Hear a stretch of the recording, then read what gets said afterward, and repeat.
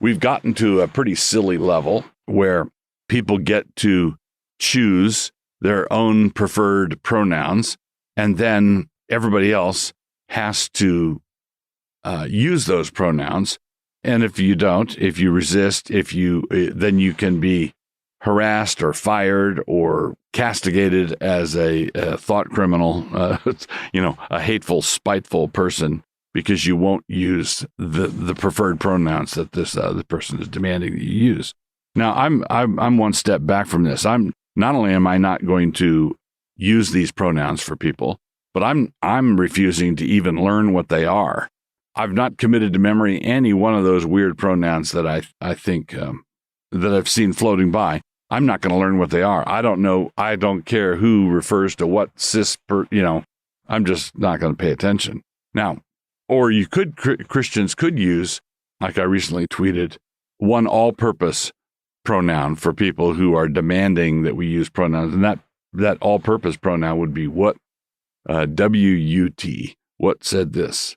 So, isn't this simply, some Christians might say, why are you drawing the line here? Why are you dying on that hill? Why are you willing to risk being dismissal or encourage Christians to risk dismissal over something like a pronoun? If someone wants you to refer to them by a particular pronoun, why don't you just accommodate them? Isn't it a matter of simple courtesy?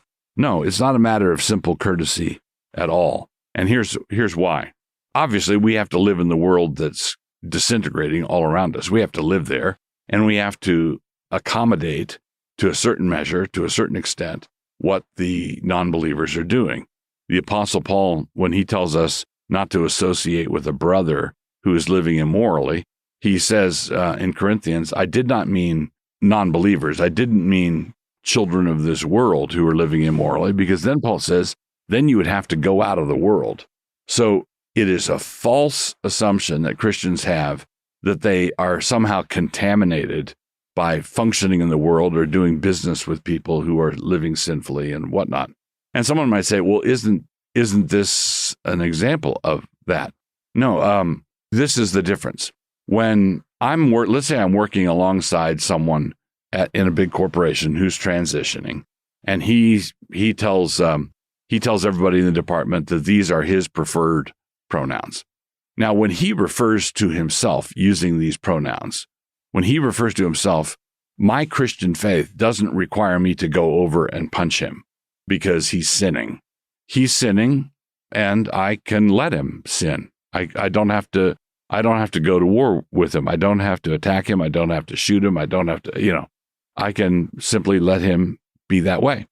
But what's happening here is the demand for pronoun usage is where he is demanding that I become complicit in what he's doing. So before all this pronoun crazy, could I as a Christian work in an office where one of the guys was constantly bragging about the prostitutes he has been seeing? Okay. Yeah. Right. He's a pagan. He's living like a pagan. I don't have to lash out at him because he's living sinfully. Because Paul says, then you'd have to go out of the world. You're not contaminated by someone sinning there next to you. Okay. But what happens if this guy who's bragging about the prostitutes he's sleeping with comes to me and says, and now I demand that you applaud the last one I was with, Tiffany, as a noble character. I want you to say that she is a noble queen. Well, now it's not just a matter of his immorality. He's trying to get me to, in some measure, applaud what he's doing. And that's what I can't do. So here's the issue. If, let's say this guy next to me is transitioning and Henry is he changes his name legally to Heather. He's getting hormone treatments. He's doing the whole deal. And he is going to have surgery. Well, let's say he's had surgery. He's a man. He's had surgery. And he says, and I want you to use these pronouns. And my new name is Heather, not Henry. Okay, now I will call him Heather because that is his legal name now, right? My name is Heather. And you might say, well, it's an odd name for a man. Yeah, sure. Boy named Sue. The odd things can happen, but his name is Heather. And when I say there's Heather over there, I'm not lying. But when I acquiesce and say that he is a she, now I'm lying. He's not a she. He never will be a she. He can be a mutilated he, but he's not a she. You can't. So the issue is when we get to the pronouns, we are not talking about someone's personal name. We are talking about the world. Right? There's a distinction here. The personal name, a person can go by whatever they want to go by. They can change their name to Sue. Okay, Sue. I would say, you're a good man, Sue. So the pronouns are a battle over the world.